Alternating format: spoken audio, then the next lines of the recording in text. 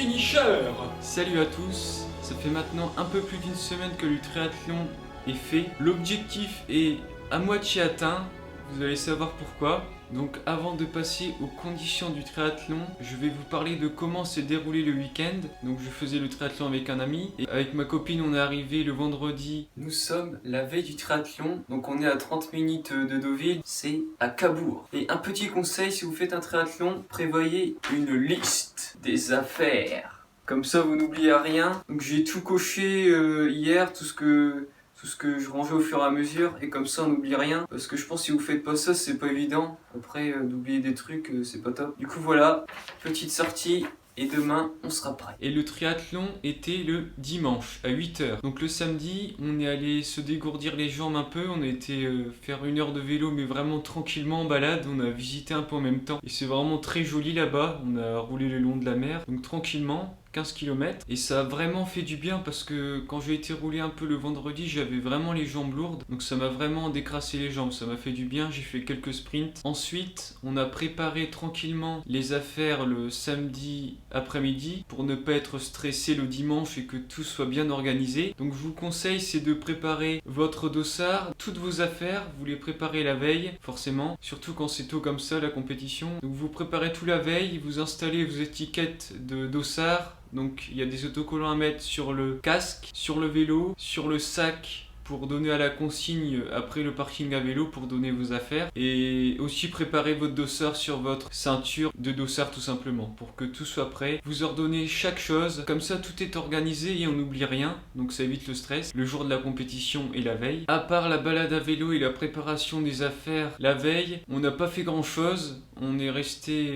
assez calme la journée. Je pense que la veille d'un triathlon c'est bien de se reposer un peu. Vous pouvez aller tourner un peu les jambes, voire peut-être un peu nager, mais pas plus. Évitez de piétiner, de trop marcher, c'est pas très bon la veille d'une compétition. Maintenant on va passer à la compétition et aux conditions qui ont été vraiment très particulières. Donc déjà, avant de parler du Covid évidemment, le triathlon ayant été décalé à fin septembre, ça a vraiment été galère parce que d'habitude c'est fin juin et en juin, à chaque fois que je l'ai fait il faisait beau. Il y a déjà eu du vent mais il fait tout le temps beau. Tandis que là, ils annonçaient du vent, du froid, donc en fait on savait pas du tout sur quel pied danser. Et il se trouve que le samedi pour la distance découverte et la distance longue, ils ont supprimé la nage parce que c'est en mer et avec le vent, toutes les vagues c'est assez dangereux, ils peuvent pas prendre de risques. N'empêche qu'on ne savait toujours pas la veille si on allait nager ou pas, donc c'était vraiment pas évident à gérer, on savait pas trop comment l'aborder.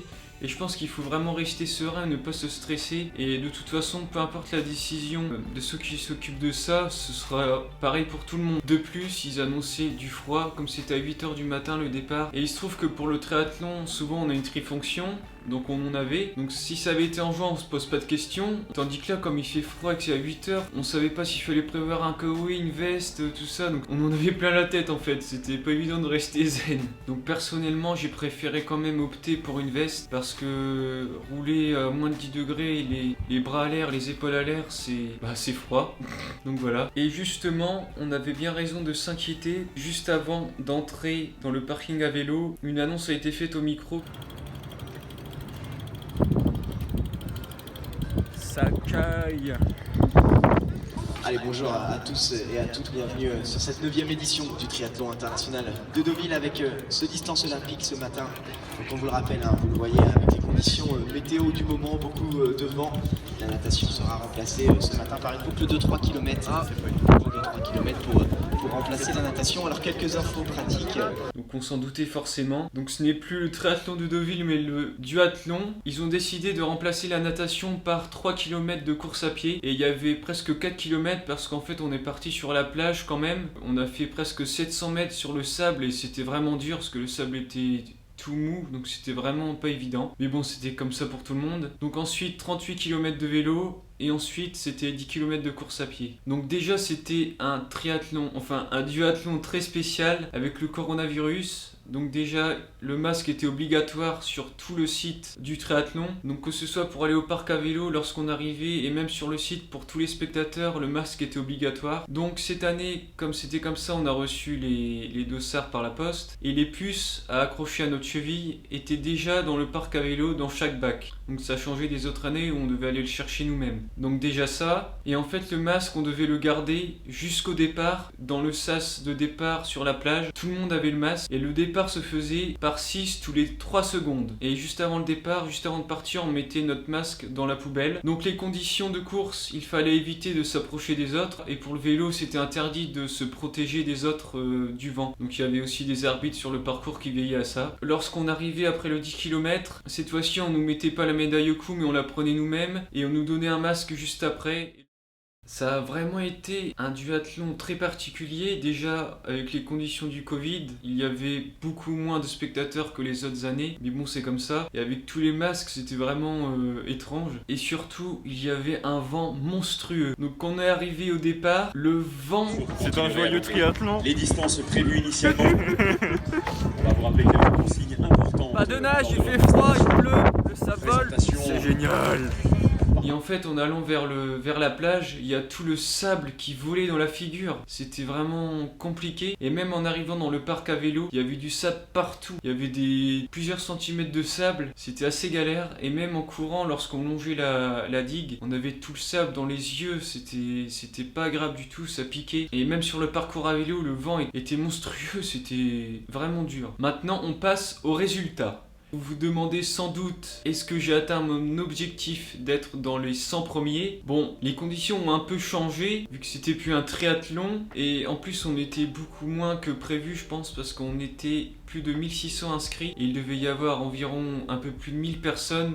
Il y en a pas mal qui sont pas venus. Mais j'ai quand même atteint mon objectif d'être dans les 100 premiers. Donc je suis quand même très content. Je fais 53e et 43e dans ma catégorie d'âge. C'est vraiment bien. Je suis vraiment très fier de moi. Même si j'aurais voulu évidemment faire la natation. C'est vraiment dommage. Et c'est la deuxième fois que ça arrive en 3 participations pour ma part. Pour en venir à chaque étape de la compétition. Donc les presque 4 km de course à pied. Ils sont vraiment bien passés. On est vraiment parti pas vite dans le sable parce que c'était pas évident. Et après avec mon ami en fait on est arrivé un peu tard sur le départ, du coup on n'a pas pu être dans le premier sas. Ce qui fait qu'on s'est retrouvé dans le deuxième sas de départ. Et après sur le parcours de course à pied il y a des endroits étroits, on devait doubler tout le monde. Et des fois on faisait du slalom, c'était assez galère, on aurait dû partir devant mais bon tant pis. On a bien géré ça. Après le vélo, j'ai fait vraiment un très bon temps. Je crois que j'ai fait dans les 20 premiers sur plus de 1000 participants. J'ai fait un peu plus de 33 km/h de moyenne. Et je suis très surpris, je suis vraiment fier de moi parce qu'avec le vent qu'il y avait c'était pas évident du tout. Et je me suis vraiment éclaté, vraiment le vélo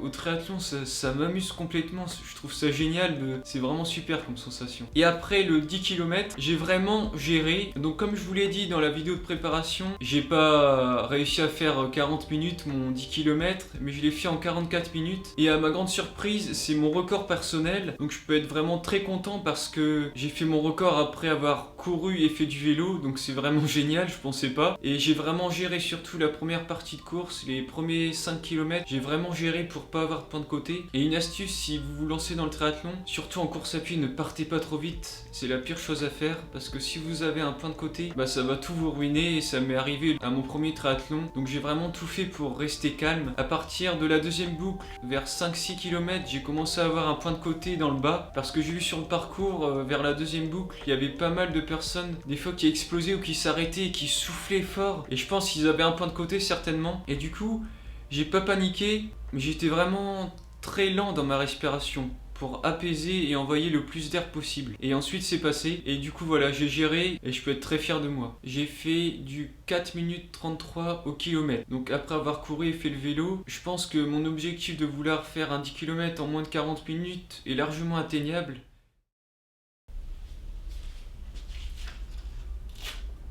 L'objectif placé au mur que vous avez pu voir dans la première vidéo de préparation, est-ce qu'on peut dire qu'il est atteint? On va dire qu'il est à 80% atteint. Enfin je sais pas trop mais je suis quand même content. Mais bon, vu qu'il n'y avait pas la nage, c'est comme ça. Et on va dire que c'est atteint quand même si c'était un duathlon. Et maintenant on va se lancer de nouveaux objectifs pour passer à autre chose.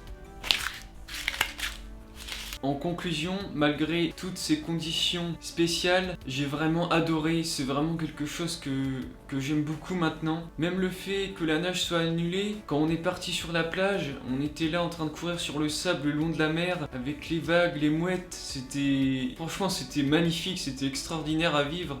Et avec tout le monde qui court, c'est vraiment génial, je trouve, ce que je ressens quand je fais du triathlon. Une chose que je voudrais vraiment travailler, pensez-y si vous voulez vous lancer dans le triathlon, c'est les transitions. Personnellement, je me trouve très lent en transition. J'ai mis 2 minutes 44 aux 2 transitions, parce que je pense que si j'avais été plus vite, j'aurais été dans les 50 premiers. Mais je vais veiller à bien travailler ça pour les prochaines fois. Je compte vraiment continuer à en faire. Normalement, la vraie distance olympique, c'est 1,5 km de nage, 40 km à vélo et 10 de course à pied. Je pense que pour l'année prochaine, je vais me lancer sur le vrai olympique, parce que d'ici là, j'aurai le temps de travailler la nage encore plus. Et j'ai vu hier ou avant-hier que la page Facebook du triathlon de Deauville ont annoncé les dates de l'année prochaine. Et dans mes souvenirs, c'est du 18 au 20 juin 2021. Donc le rendez-vous est déjà pris, je vais m'inscrire donc sur le distance olympique classique. On verra d'ici là quel sera l'objectif. En attendant, je me fixe l'objectif de faire mon 10 km de course à pied tout seul en 40 minutes. On se retrouve pour d'autres vidéos. Salut! Après une semaine, il faudrait peut-être penser à enlever le bracelet du dossard. Non.